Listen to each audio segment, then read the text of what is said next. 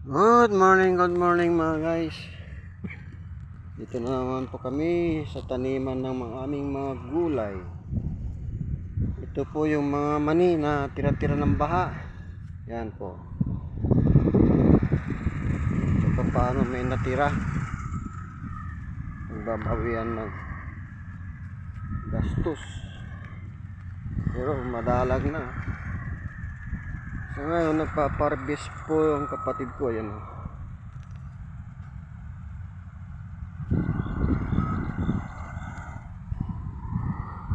Parbis ng palay. Sobrang mura naman ang palay mga guys. Halos hingi na nila ng palay. Paano naman ang gastos ng mga farm?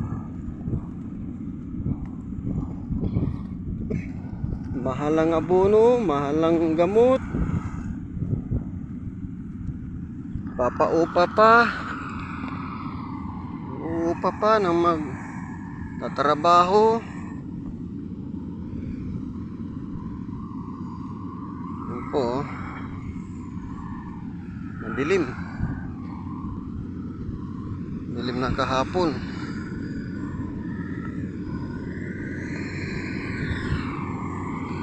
Yan.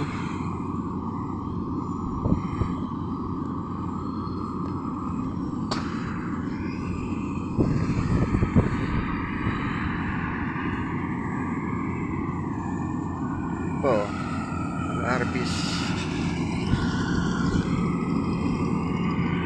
Ito ang kapatid ko, yung palay niya.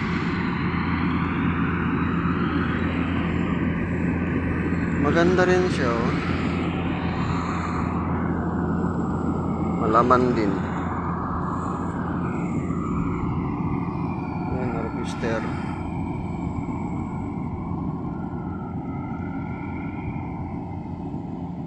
Paano kaya nila magawa ng solusyon, mapamahalang palay?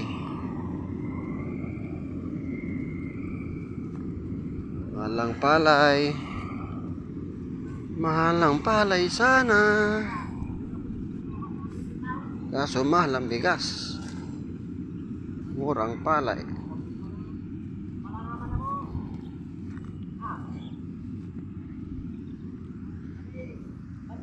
Tumakakot.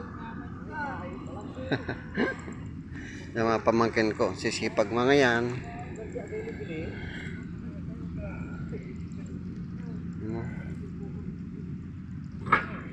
Tira na ko. Ay, kinman ang tira ko. Halos dito mo na bakita ni. Hindi na ako sabi. Ay, love. Kapigara lay. 14.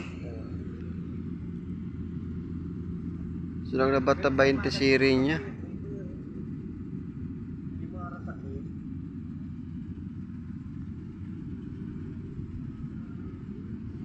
Dawas mo labat.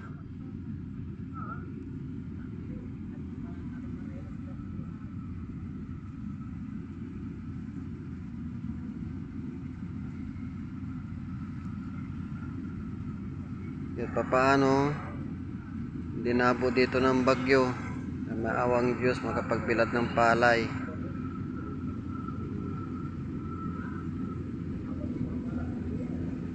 Ayan po, ang harvester. Nakikita nyo maraming bandila yan. Oh. Puro puti yung bandila yan. Ibig sabihin yan, para hindi nila pagkalawin yung dayami. Kasi kukunin din ng kapatid ko itong dayami dahil marami siyang baka. Mahirap kasing pagtagulan, walang pundo ng pagkain ng baka. Kailangan may pundong dayami.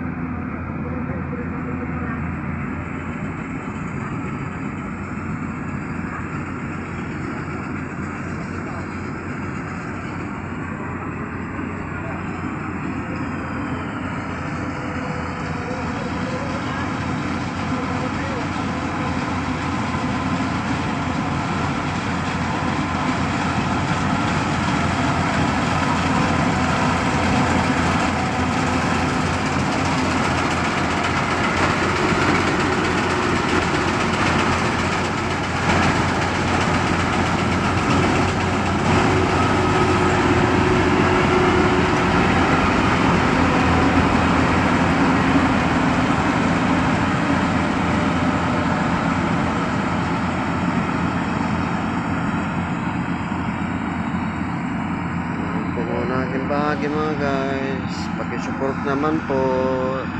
Thank you for watching. Good morning po again.